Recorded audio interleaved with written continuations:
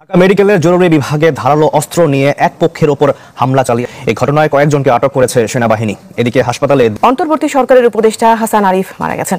দর্শক শ্রোতা, আপনারা জানেন যে ইতিমধ্যে একজন উপদেষ্টার মৃত্যু হয়েছে। দর্শক শ্রোতা, সেই উপদেষ্টার নাম হলো আরিফ হাসান এবং সেই আরিফ হাসানের মৃত্যু নিয়ে অনেকেই অনেক আলোচনা ও সমালোচনা করছেন। দর্শক শ্রোতা, অবশেষে কিছু তথ্য বেরিয়ে আসলো।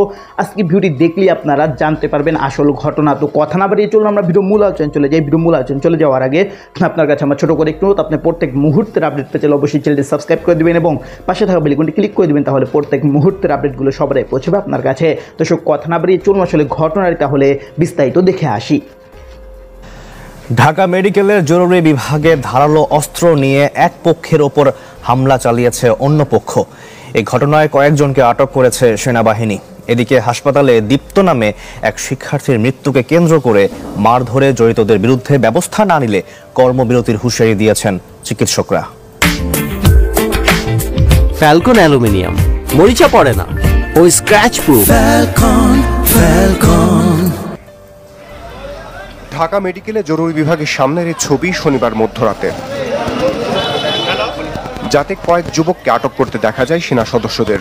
আটক হওয়াদের বিরুদ্ধে অভিযোগ, ধারালো অস্ত্র নিয়ে প্রতিপক্ষের উপর হামলা চালিয়েছে তারা।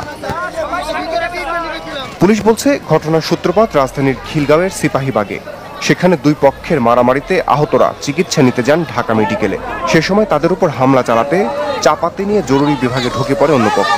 পিটার নাসির ওর এবং ওর ভাইয়ের 25টার উপরে মামলা আছে। নামে একলাই 25টার উপরে মামলা আছে। তারপরে ওর বোন আছে, ওর বোন নাম করে সন্ত্রাস। ওরা 4-5 জন মিলে দুইজনটা প্রথম কোপাইছে।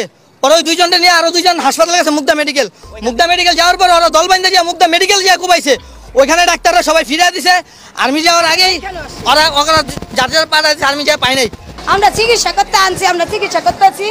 এর ভিতরে স্যার দুইটা শাকিলের গলা কাটতে দিল, রনিরও গলা কাটতে হচ্ছে, পেট কাটতে হচ্ছে স্যার, ওই জায়গায় আমাদের চোখের সামনে স্যার।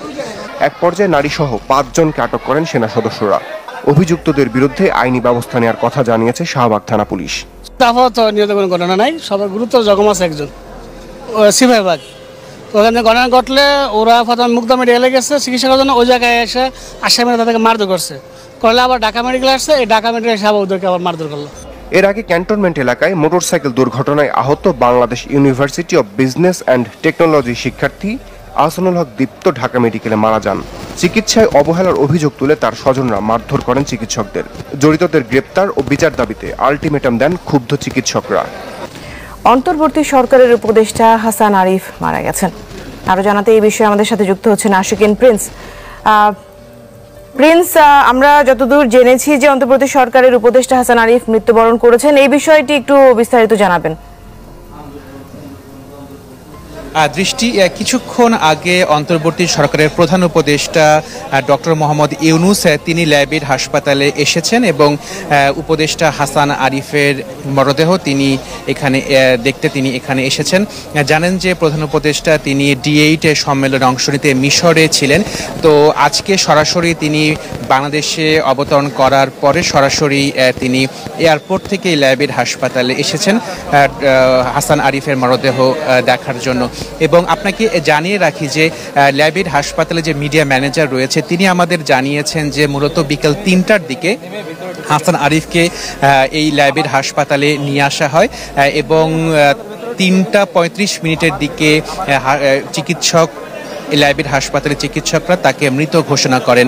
এবং ল্যাবের হাসপাতালে যে মিডিয়া ম্যানেজার তিনি বলছেন যে মূলত উপদেষ্টা হাসান আরিফকে তারা মৃত অবস্থাতেই পেয়েছিলেন এবং কার্ডিয়াক পালমোনারি ফেলোরের কারণে মূলত উপদেষ্টা হাসান আরিফের মৃত্যু হয়েছে বলে এই ল্যাবেইড হাসপাতাল কর্তৃপক্ষ আমাদের নিশ্চিত করেছে। এবং দৃষ্টি আপনাকে জানিয়ে রাখি যে উপদেষ্টা হাসান আরিফের জানাজা আজ বাদ এশা ধানমন্ডির 7 নম্বর বায়তুল আমান মসজিদ অনুষ্ঠিত হবে। এছাড়া আগামীকাল বেলা 11টায় হাইকোর্ট প্রাঙ্গণে জানাজা অনুষ্ঠিত হবে।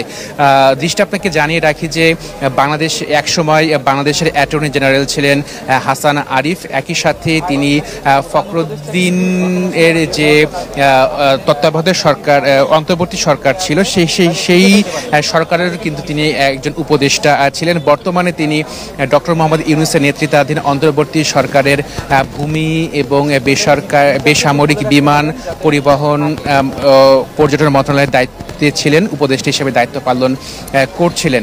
তো এই দায়িত্ব পালনরত অবস্থায় আজকে তিনি মৃত্যুবরণ করেছেন। এর মধ্যে উপদেষ্টা পরিষদের অন্যান্য সদস্য এবং তার শুভানুধ্যায়ী সবাই কিন্তু এই ল্যাবের হাসপাতালে এসেছেন, ভিড় করেছেন। তবে তার দাফন কোথায় হবে এখন পর্যন্ত কিন্তু সেটি আমরা নিশ্চিত হতে পারিনি। যতটুকু আমরা খবর পাচ্ছি যে উপদেষ্টা হাসান আরিফের এক সন্তান দেশের বাইরে রয়েছে। তিনি যখন দেশে আসবেন তখন পারিবারিকভাবে সিদ্ধান্ত নেওয়া হবে যে আসলে উপদেষ্টা হাসান আরিফকে কোথায় এবং কবে দাফন করা হবে। তবে উপদেষ্টা হাসান আরিফ তিনি যে মন্ত্রণালয়ের দায়িত্বে ছিলেন, তিনি দায়িত্ব পালন করছিলেন। কিছুক্ষণ আগে জামাতের আমির তিনি এখানে এসেছিলেন। তিনি বলছেন যে অন্তর্বর্তী সরকারের যে সংস্কার কার্যক্রম হাতে নিয়েছে, উপদেষ্টা হাসান আরিফের মৃত্যুতে সেই সংস্কার কার্যক্রমে কোনো ব্যাহত হবে না বলে তিনি প্রত্যাশা করেছেন। এবং তিনি বলছেন যে উপদেষ্টা হাসান আরিফের মতো যোগ্য একজন ব্যক্তি হয়তো বা এই মন্ত্রণালয়ের দায়িত্বে অথবা উপদেষ্টা হিসেবে দায়িত্ব পাবেন। তো তো দর্শক, আপনার ভিডিওটি দেখলেন। ভিডিও দেখে যদি আপনার কোনো মন্তব্য থাকে তাহলে অবশ্যই কমেন্ট বক্সে আপনার মূল্যবান মন্তব্য জানিয়ে দিবেন। দর্শক, এখন আমরা পরবর্তী আরেকটি ভিডিও দেখবো, যেটা দ্বারা আমরা আরও কিছু তথ্য আমরা জানতে পারবো। দর্শক, চলুন আমরা সেই ভিডিও বিস্তারিত দেখে আসি। আমি ওনাকে খুবই রেসপেক্ট করতাম। উনি তার পেশাগত জীবনে খুবই স্বচ্ছতার সাথে দায়িত্ব পালন করেছেন এবং তিনি অত্যন্ত উঁচু মানের একজন সিনিয়র আইনজীবী ছিলেন। তার আইনের জ্ঞান যেমন ছিল, তার মধ্যে স্বচ্ছতাও তেমন ছিল। এই দুইটা জিনিস অনেক জায়গায় পাওয়া কঠিন। উপদেষ্টা হিসাবে তিনি এই পদে আসার পরে, দায়িত্বে আসার পরে আমরা একসাথে অনেক সময় বসেছি, কথা বলেছি। তাকে মনে হয়েছে যে একজন খাঁটি দেশপ্রেমিক মানুষ উনি। আর উনি 5 ওয়াক্ত নামাজি মানুষ ছিলেন, সবচেয়ে ভালো যেটা আমার কাছে লাগে।